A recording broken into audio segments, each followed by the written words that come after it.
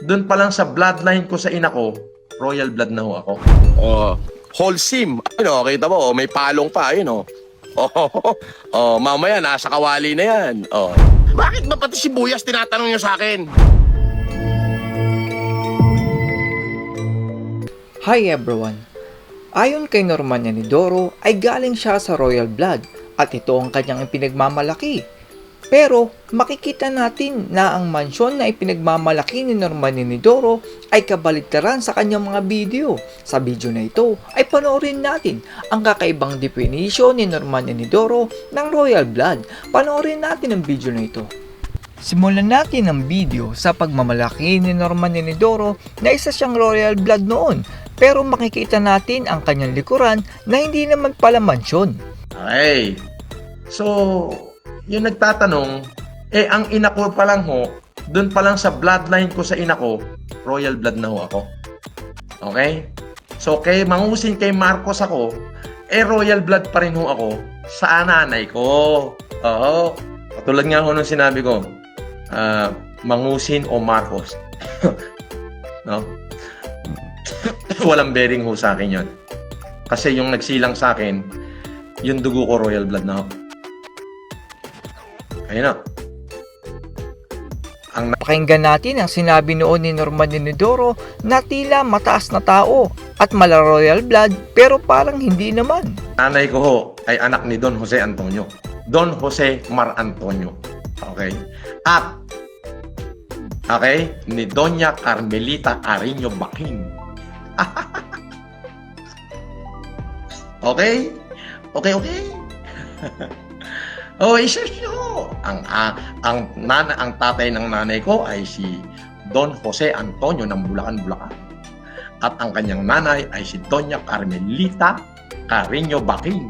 Kaya ang pangalan po ni nanay according sa Certificado de Nacimiento, Spanish birth certificate yun. Pwede ko ipakita sa inyo. Okay.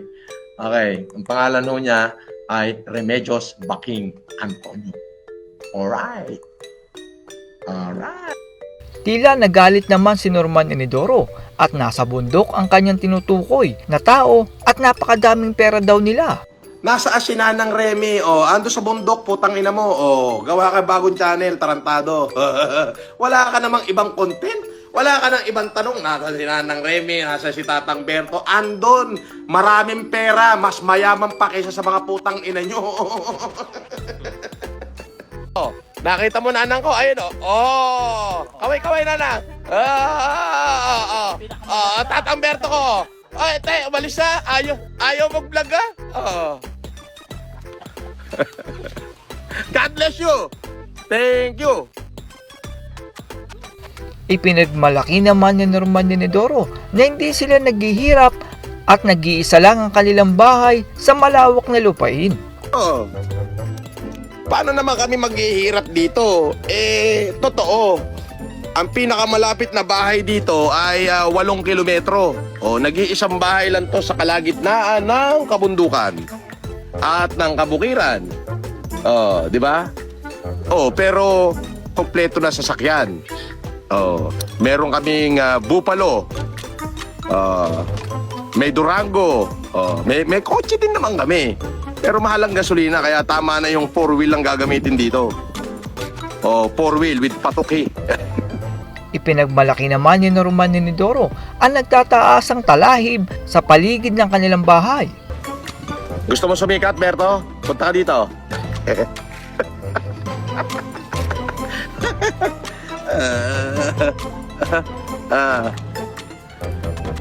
Di ba? Ano ngayon, Good Friday? Syempre, mangungumusta ako sa inyo. Ganun lang yun, ganun kasimple. Makikita niyo, malayo yan. Walang kapitbahay. As in, walang kapitbahay. Andin yung kita mo? Presko. Kumbaga, dito mo masasabi na presko talaga. Sinabi naman ni Norman Yanidoro ang kanyang royal blood na pagkain at pati manok na nananahimik ay kanyang lulutuin. Meron din naman kaming ice cream, kumpleto naman. May halo-halo din kami dito. May mga prutas kami. Oh, meron din kaming mga ano? Lahat. Oh. At saka dito yung karne sariwa, parang yung manok. Huhulihin mo lang. Oh, meron kami dong ano? Oh, wholesome. Ano, kita mo, may palong pa, ayun oh. Oh, mamaya nasa kawali na 'yan. Oh. 'Di ba? Simpleng buhay. Oh, walang komplikasyon. Oh, na-miss ng mga anak ko yung kanilang lolo't lola. Oh, di dinala ko dito. Oh. Ayon kay Norman Inidoro, ay libo-libo ang puno ng saging sa kanyang likuran pero parang hindi naman. Boss, sa'yo ba yung malawak na lupain na yan na nasa likod mo? Ayun, nakita mo yung mga sagingan na yun, yung libo-libong puno ng saging. Kay Tatamberto yun, hindi sa akin. Dating akin, pero kanila na. Di ba? Yun nandun sa likod ko. Yung mga sagingan doon. Di ba? Doon pa lang buhay na sila. Abay, libong puno yun eh, hindi naman biro yun, di ba? Pag humarbest yun, sabihin mo na yung isang puno, pag humarbest yun mga pang 500 piso, yung isang puno. Kung sabihin mo 1,000, di kada harvest may kalahating milyon sila. Di ba? Mga Don ang tawag ni Norman Inidoro sa kanyang tinutukoy at kain tulog lang daw sila. Pero parang hindi naman Don ang itsura ng tao at lugar na sinasabi ni Norman Inidoro. Si Nanang at si Tatamberto, hindi na nagtatrabaho dito yan. Doon yan, maraming pautang dito. Oo, sa paligid dito. So hindi na sila naghahanap buhay. Masarap ang buhay nila rito, kain tulog lang.